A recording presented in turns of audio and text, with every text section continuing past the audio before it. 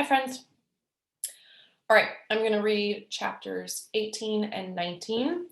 Um, Lockton just fled in a cheese box, and Madame is staying, much to her chagrin, in New York. She's worried about her safety. We're wondering what will happen to her, but also we've predicted that Isabel might try to escape right away so that Madame, now that Lockton's gone, Madame doesn't put Ruth up for auction. So let's see what happens in chapters 18 and 19.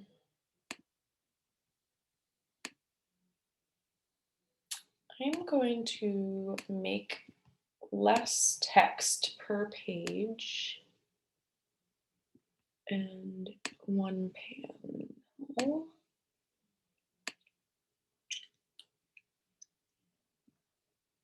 Let's try that. This is from the Journal of Samuel B. Webb, Washington's aide de camp. Received information that a most horrid plot was on foot by the vile Tories of this place to assassinate His Excellency and the other general officers, blow up the gunpowder magazine, spike the cannon, etc. Hope they will receive the punishment due such infamous wretches. Shortly after the clock struck 10 on Friday morning, thousands of boots echoed against the cobblestones of Broadway. Every soldier in New York was marching up island to attend the hanging of Thomas Hickey, the man who almost assassinated General George Washington. Becky urged me to go. There's nothing like a good hanging, is there? She gave the face of the grandfather clock another swipe with the dust rag. Keep an eye on your sister, though. Little ones disappear in big crowds. What about Madame? I asked. Nothing to worry about there, eh? Becky pointed upstairs where Madame lay atop the coverlet on her bed, asleep. She had stayed muddy in strong wine since Lockton fled the city. The thought of a hanging turned my belly, but Colonel Regan would likely be there. Perhaps he would provide an escort for Ruth and me direct from the gallows to the wharf. Go on, Becky said again. It'll be good for you to get some air. Fetch a bucket of water home with you, mind. I wager Madame will wake with a thumping headache. Ruth and I found ourselves in a tide of people moving north. The wave spread out once it reached the commons, where the prison, the barracks, and a large sugar house stood.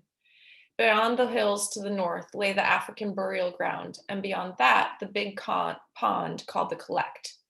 This was the one spot in the city where 20,000 folk could gather. I could scarce credit the number, but it was on everyone's lips. Ruth watched the crowd with big eyes and shy smiles for the strangers, but she did not release my hand and kept her doll baby clutched tight to her. I half expected to see vendors selling cinnamon water, boiled sweets, and currant cakes, and a conjure man who could juggle 2 balls on a stool. There were none in sight, but the air of high spirits made it feel like a fair day. I took Ruth by the hand and led her around the backside of Bridewell Prison toward the tea water pump, where there were other slaves and servants gathered. I nodded polite and murmured my good day to the old man we called the grandfather and the others who were familiar. Ruth sat in the dust. I turned our bucket upside down, sat on it, pulled a length of string from my pocket, and wove it into a fanciful pattern around my fingers. Cratch cradle, Ruth said, clapping her hands. We lost ourselves in play, our fingers making candles, triangles, diamonds, and the manger. Suddenly, there came a rough shout from the center of the commons. The crowd muttered, some folks craning their necks to see. Ruth giggled and held out her hands to me. She had made a complete mishmash of the string and could not untangle her fingers from the knot. There came another shout, then the drummers started beating their snares. The noise crackled like lightning. Game's over, I said to Ruth, freeing her hands and pulling her to her feet. The crowd surrounding the commons had swelled to include the entire army and every soul in the city except for Madame and Becky. I scanned the rows of officers lined up behind the gallows, looking for Colonel Regan. I could pick out General Washington astride his big gray horse at the center of the line. Next to him was the rather large figure of Colonel Knox and countless other officers I could not name. Colonel was not to be seen, but he could have been rows to the back. Blast. I should have realized they would be in formation, not scattered amongst the common folk. Another shouted order echoed off the stone front of the prison. Near 100 soldiers stepped out of the ranks and snapped to attention. The bayonets fixed to the ends of their long muskets flashed in the sun. The drummers continued beating, sweat trickling down their faces. Bet you never saw this out in the country, a familiar voice said in my ear. I whirled with a gasp. Curzon laughed at my astonishment. Miss me? He asked. What are you doing here? Where have you been? I asked, fighting to keep my voice low. Much is afoot. He nodded his head toward the gallows. So I see. I opened my mouth to ask the first of 1,000 questions, but he quickly put a finger to his lips. Shh, he warned. Ruth put her arms in the air and grunted. She was tired of staring at the backsides of the people crowding around us. I shook my head. You're too big to pick up. No, she's not.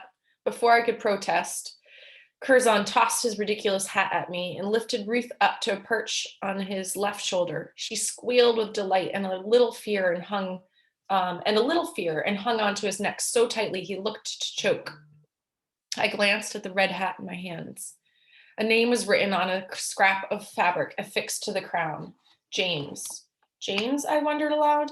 If he heard me, Curzon took no notice. His eyes raked the crowd, looking intently but giving no clue about what he saw. I cupped a hand to my mouth and whispered in his ear, when will they send for Ruth and me? Colonel Reagan promised to help.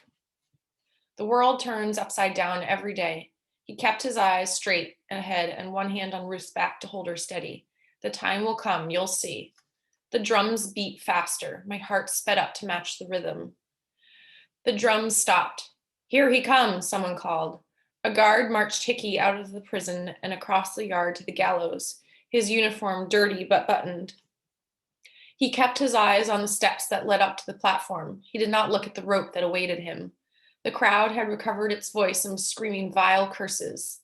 Cabbages, rotten apples, and a dead cat were thrown in the direction of the traitor. He flinched as an egg sailed past his nose, but the men holding his elbows kept their backs straight and their boots marching forward. Hickey was halted in front of the captain of the guard. The captain said something that we couldn't hear. Then he pulled the sword from his scabbard and sliced the epaulets of Hickey's shoulders. He folded them and placed them in his pocket, then brought the sword down in a sweep across the front of Hickey's chest, neatly slicing off the buttons from the traitor's coat. The buttons fell one by one into the dust. Ruth stopped giggling. A preacher stepped out of the crowd and approached Hickey, a Bible in his hand. The captain nodded curtly at the preacher and said something else to Hickey, again too low for us to hear. Hickey said nothing, but he had started to tremble. The captain spat on Hickey's boots, took one step back, and slid his sword home into the scabbard. The preacher murmured to Hickey and got no response, so took him by the hand and led him to the wooden stairs that led up to his fate. He's crying, I said. Good, Curzon said. When he got to the top of the steps, Hickey turned around so the hangman could bind his wrists behind him. The drummers started beating their snares again, louder than before. The aide on horseback next to General Washington spoke, and the general leaned forward to hear better. He was by far the tallest man in sight. He agreed with whatever the aide said and patted his horse's neck. The animal tossed his mane and pawed at the ground. The crowd had grown so loud that Ruth released Curzon's neck and covered her ears with her hands. She whimpered once. I held out my arms and she slid into them. I lowered her to the ground. She stood near on top of my shoes, grasped my apron, and stuck her thumb in her mouth. The hangman led Hickey to the center of the platform. He placed the knotted noose around Hickey's neck, tightened it, then helped him climb onto an upright barrel. The captain of the guard raised his hand. The drumming stopped. The crowd fell silent, still. The captain of the guard unrolled a sheet of paper and read the charges in a loud voice. Thomas Hickey, you have been court-martialed and found guilty of the capital crimes of mutiny and sedition, of holding a treacherous correspondence with and receiving pay from the enemy for the most horrid and detestable purposes. And you have been sentenced to hang from the neck until dead. You are a disgrace to your country. He rolled the paper back up. May God have mercy on your soul. With that pronouncement, the hangman kicked the barrel away. The crowd gasped. I covered Ruth's eyes with my hands and closed my own. Chapter 19. This is from Alexander Wedderburn, Solicitor General of England, to George III, the King of England. Sir, we have been too long deaf. We have too long shown our forbearance and long suffering. Our thunders must go forth. America must be conquered. Most heartily we beseech thee with the favor to behold our most gracious sovereign, Lord King George, and to replenish him with the grace of the Holy Spirit. The minister paused to draw breath. And bless our gracious Queen Charlotte, their Royal Highnesses George, Prince of Wales, and the Princess Dowager of Wales, and all the royal family. The Reverend had so much beseeching to do for the royal family, I thought we'd be stuck in church for a week.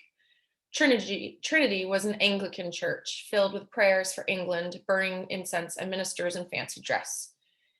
It discommoded me some to attend, but Madame gave me no choice. At home, we went to the Congregational church with 10 pews, windows that looked out on the ocean, and a preacher who always wore black. I liked it better. Incense made me sneeze. We humbly beseech. They did a pack of beseeching at Trinity. The church was more than half empty compared to the first Sunday Madame brought us, what with so many folks melting into the countryside, like Master Lockton. Martha Washington and her ladies were north on the island, and those left in the pews were loyalist. This made matters easier for the Reverend, who could pray the way he wanted without worrying of insulting men who owned the rebel cannons. Ruth bounced her corn-husk doll on her lap and flew it through the air. Some folks grumbled about servants and slaves being forced to sit in the upstairs gallery. To my mind, being in the upstairs meant we were closer to God, and our prayers got there first. Besides, nobody upstairs fussed when Ruth played on the floor.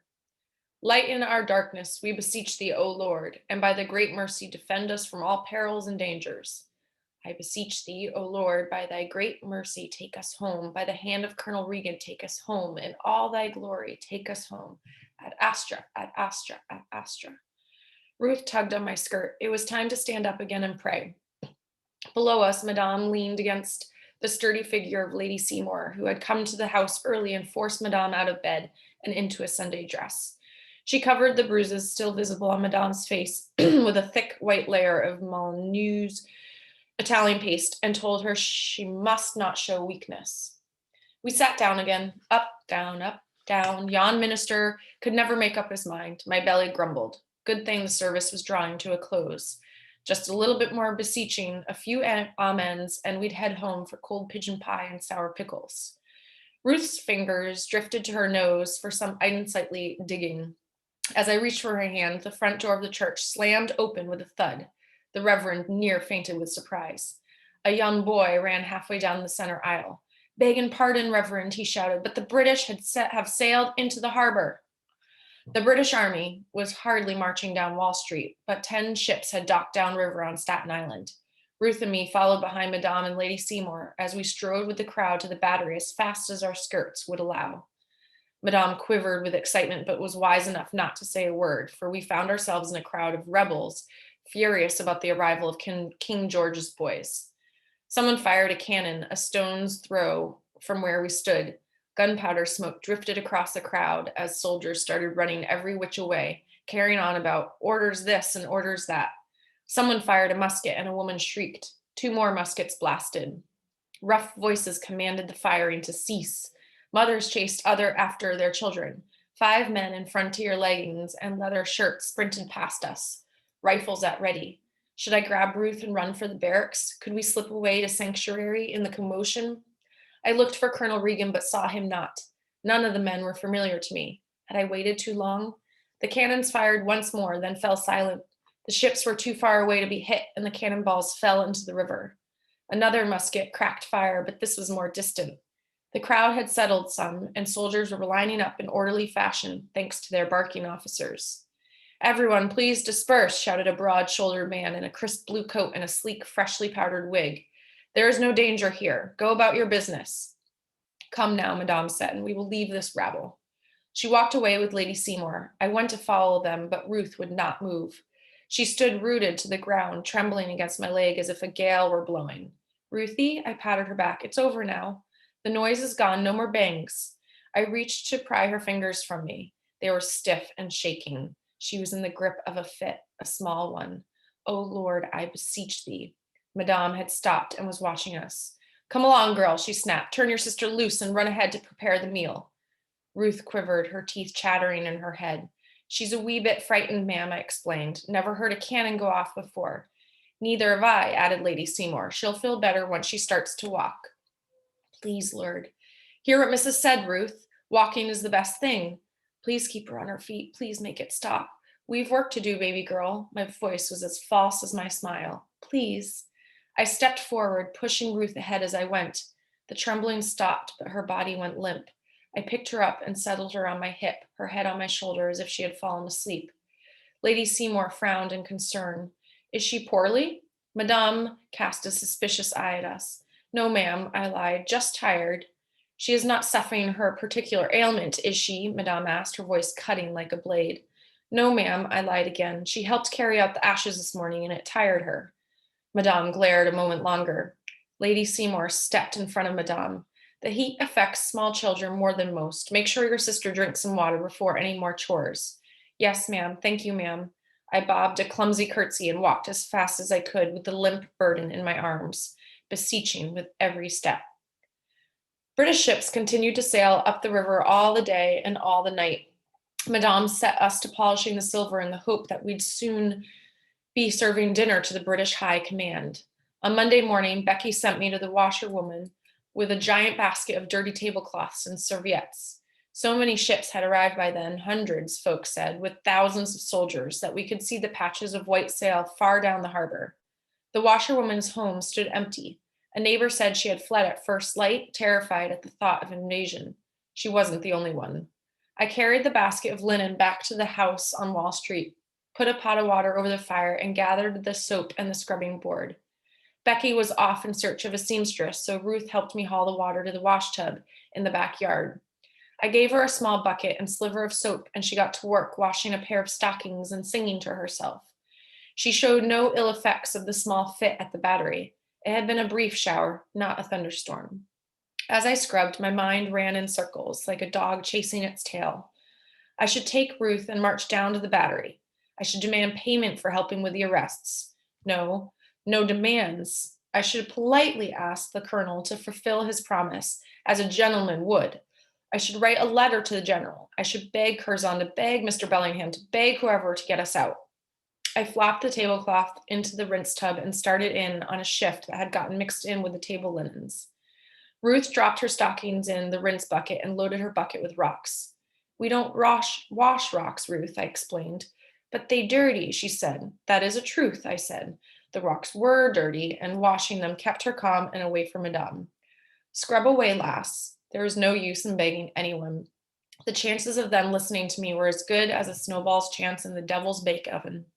I reached for the soap as Ruth flung her half-washed rocks, now muddy, not dirty, into the rinsing tub with the clean tablecloth. Before I could scold her, the back door slammed. I saw the flash of a yellow gown by the kitchen window. Madame had been watching us, no doubt displeased that Ruth was washing rocks with the tablecloths. We must escape soon. Okay. Isabel's continuing to feel the pressure to escape from the locked-ins. Let's see how she goes about it. Make your jots, reread, and be prepared to discuss chapters 18 and 19 tomorrow. Thanks for listening.